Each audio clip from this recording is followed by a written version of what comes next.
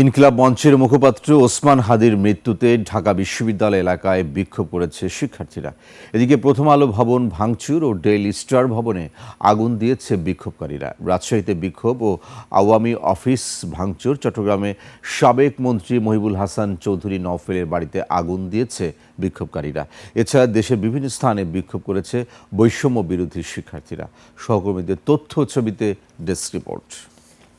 Lily beauty soap, যার anti ageing গুণ তারুণ্য ধরে রেখে ত্বকে করে উজ্জ্বল। তারুণ্যময় উজ্জ্বল ত্বকের জন্য রিমার্ক। হাদির মৃত্যুর খবরে বিক্ষোভ মিছিল করে বিক্ষুব্ধ শিক্ষার্থীরা। মিছিলটি শাহবাগ এসে সড়ক অবরোধ করে। এরপর আরও কয়েকটি মিছিল এসে সেখানে জড়ো হয়। শাহবাগের মিছিলের একটি অংশ কারওয়ান বাজার অভিমুখে আসে। সেখানে প্রথম আলো অফিসে ভাঙচুরের ঘটনা ঘটে। এছাড়াও জাতীয় নাগরিক পার্টি এনসিপি সদস্যরা বাংলা মোটর অফিস থেকে মিছিল নিয়ে শাহবাগে জড়ো হয়। সেখানে তারা জুলাই যোদ্ধা হাদির মৃত্যুতে শোক মিছিলে যোগ দেয়। গাজীপুরে বিক্ষোভ মিছিল ও মহাসড়ক অবরোধ হয়েছে। বৃহস্পতিবার রাতে গাজীপুরের শিববাড়ি ও টঙ্গী কলেজ গেট এলাকায় সড়ক অবরোধ ও বিক্ষোভ করেছে শিক্ষার্থী সহ এনসিপির নেতাকর্মীরা।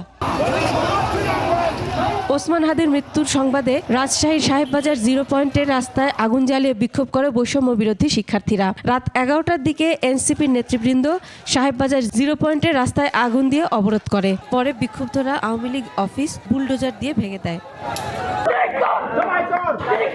রাতে চট্টগ্রামে বিক্ষুব্ধ জনতা নগরীর 16 শহর এলাকায় বিক্ষোভ সমাবেশ করে। এক পর্যায়ে জনতা চশমাহিল এলাকায় সাবেক মন্ত্রী মহিবুল হাসান চৌধুরী নওফেলের বাড়িতে আগুন দেয়। সেখানে একটি মোটরসাইকেল জ্বালিয়ে দেওয়া হয়। জয়পুরহাটে বিক্ষোভ মিছিল হয়েছে। রাত 11টায় শহরের কেন্দ্রীয় শহীদ মিনার থেকে বিক্ষোভ মিছিল বের করে প্রধান সড়ক প্রদক্ষিণ করে। এ সময় মিছিলে অংশ নেয় এনসিপি, বৈষম্য বিরোধী ছাত্র আন্দোলন ও ইনকিলাব মঞ্চের প্রতিনিধিরা।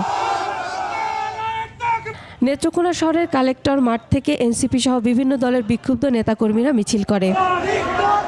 হাদির মৃত্যুর প্রতিবাদে ঝালকাঠি বরিশাল আঞ্চলিক মহাসড়কে বিক্ষোভ কর্মসূচি পালন করেছে এনসিপি ও বৈষম্য বিরোধী ছাত্র আন্দোলনের নেতাকর্মী সহ ছাত্র জনতা। জরুরি সেবা হিসেবে শুধুমাত্র অ্যাম্বুলেন্স চলাচলের সুযোগ রাখা হয়েছে। অন্যান্য সব ধরনের যান চলাচল বন্ধ রয়েছে।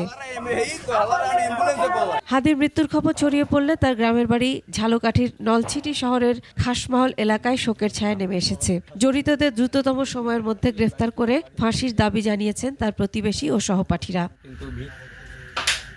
জামালপুরে বিক্ষোভ মিছিল করেছে শিক্ষার্থীরা। দোষীদের চিহ্নিত করে বিচার করা না হলে আগামীতে আরও বড় কর্মসূচির হুঁশিয়ারি দেন তারা।